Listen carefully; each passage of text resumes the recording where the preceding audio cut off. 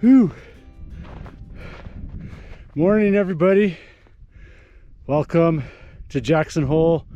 I'm at Game Creek Trail. And it's March 1st.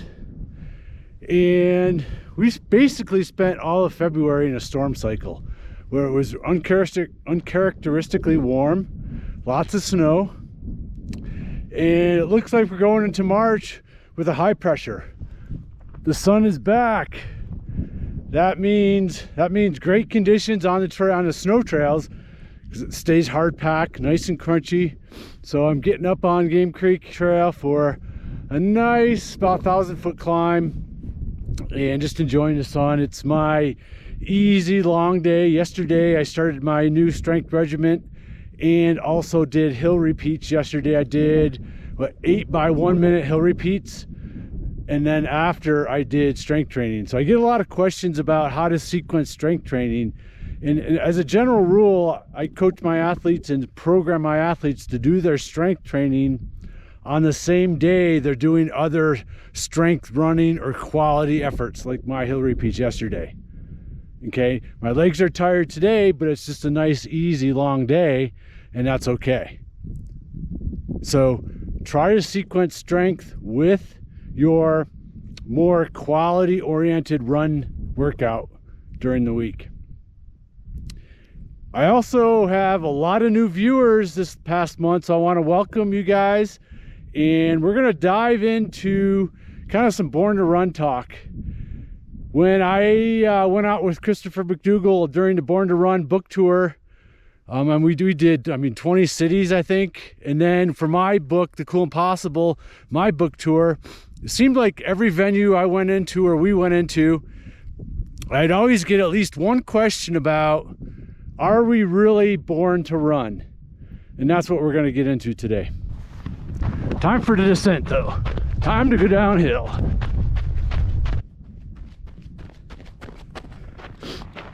So when I get that question, are we really born to run?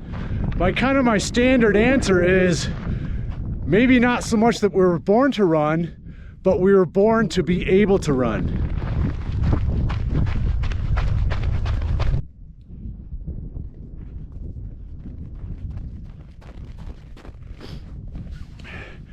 A lot of times when we hear born to run, we reference maybe the Tarahumara Indians or the Kenyans or the Ethiopians, all these cultural runners who, again, gets the phrase born to run attached to. But if we really step back and kind of digest that, yes, they were born to be able to run, but what maybe we think about them and their success is starting at an early age. Their culture, their traditions, their way of life from basically when they were born revolved around activity and began the development of becoming good runners at a very, very, very early age. Many runners out there start later in life. So what does this mean? That we're not born to be able to run, or that we're not born to run? No, it just means we still need to go through that development process. But it tends to be a little bit harder when we start older. Let me tell you a story about me, okay? I've run all my life for a variety of reasons. As early as I can remember, I've run. Played track and field, I played football, I played baseball, all at an early age.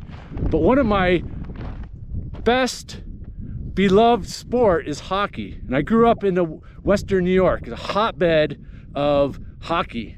Okay, just south of Toronto in Canada. So we're major hotbed for hockey.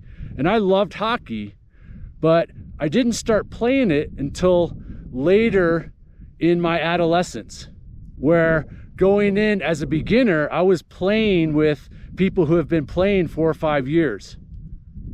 And I got frustrated. It wasn't fun. It just didn't work because I was always behind. And with hockey, there's a lot of travel involved. So to do a lot of traveling just to sit on the bench because my development was so far behind, it wasn't that I wasn't able to play, I was just behind. It's like going to school from kindergarten and then someone else starting school in 6th grade. They're going to be way behind. Doesn't mean they're not smart or intelligent. It's just they're just behind. And that's how I was with hockey. Okay, and I gave up, and I struggle with regretting that, but it was reality. Okay, it wasn't going to be fun, and this is just reiterates how development with running takes place. The sooner we start, the better off we're going to be. But where I want to go with this is that even though you may have started later in life, don't be discouraged, because there's a lot of development that we can put into place to help your ability to run.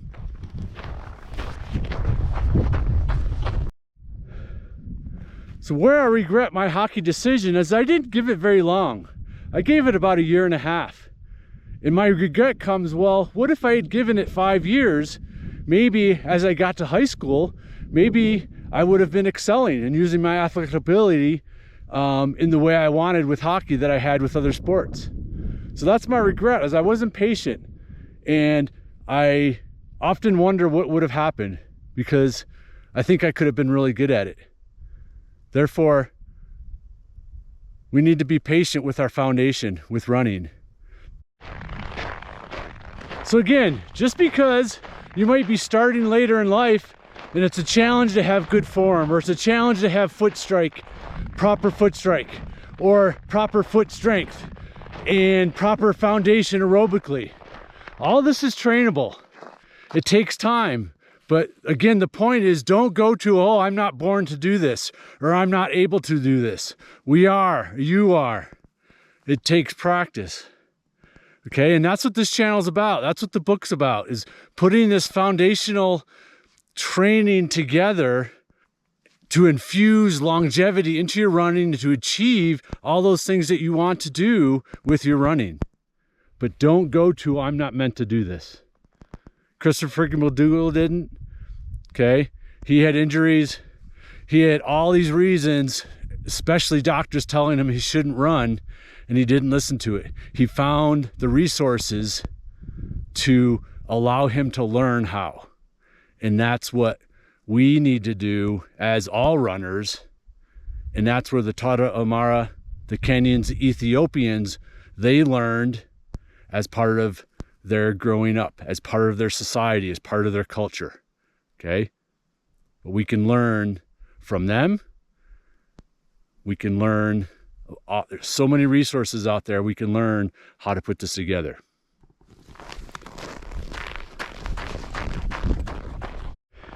And a lot of times, the great thing is that you don't have to learn a lot. Maybe it's just a couple simple things like Christopher McDougall learned for Born to Run. Maybe it's just slowing down, learning a little run form, and infusing a little intensity to catapult your running. It doesn't have to be this hard cumulative encyclopedia's worth of knowledge that you have to gain. It could be simple little things. And again, that's where I kind of want to create this challenge to give you all these little nuggets, that maybe it's just all these little things that you could do that are missing to make big improvements with your running.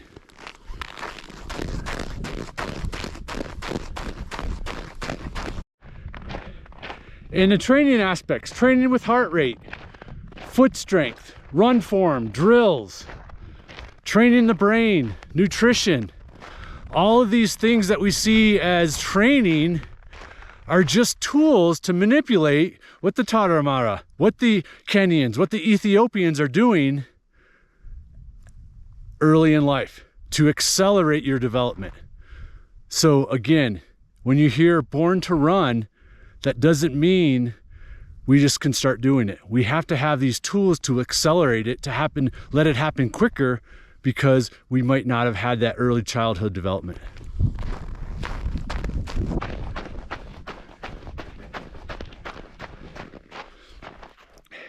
And maybe it's just as simple as hearing this message to make you realize that you can do this. It just takes practice. And I see that over and over and over again, is that we hear we were born to run, and that means we're just going and to be able to do it without the practice. The Tarahumara, the Kenyans, the Ethiopians, they practice from day one. Okay? Lots of practice. Again, it's ingrained in what they do. It's part of their daily life. So sometimes we don't see that as practice, but it is. Okay, so again, where I'm going with this is that when we hear we're born to run, think we're born to be able to run. And don't think because we were born to run, it should be easy. That we can just jump in, I'm at 25 years old and start doing it and do a marathon right away. Okay, it takes all this development. Okay, give yourself that out. Give yourself that patience. Okay, born to run doesn't mean it's easy or that it's natural. Okay, we have to infuse the natural components just like the tribes we read about.